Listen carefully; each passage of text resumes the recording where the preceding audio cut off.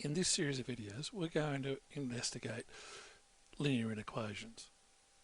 They're very similar to equations, except that instead of an equal sign, we have a less than and equal to, a greater than, or a greater than or equal to.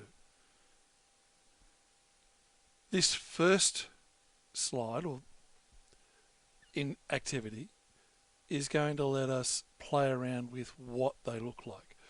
So we've got, at the moment, a number that I've put in, and I can change that number by just tapping it in, and you can play with it yourself the same way. So that's 3, and that's marked on the number line. And now we can select which one of the inequalities we want by dragging the slider around. In this first case, we have x less than 3. So here's our point, and there's our ray pointing to the left. These are all the values of x that are less than 3.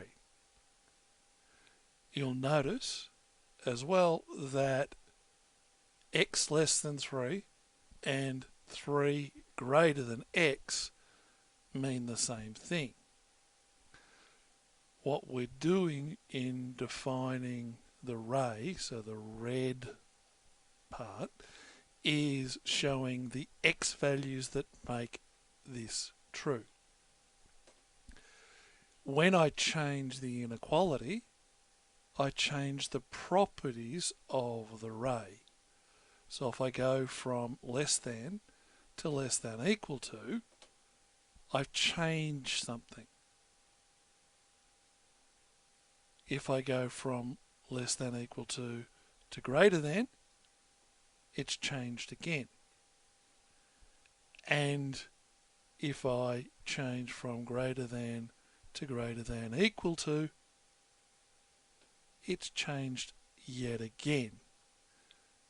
I've deliberately not stated what those differences are because I want you to look carefully and I want you to explore using the Solving Linear Equations 1 GeoGebra applet to actually work it out for yourself.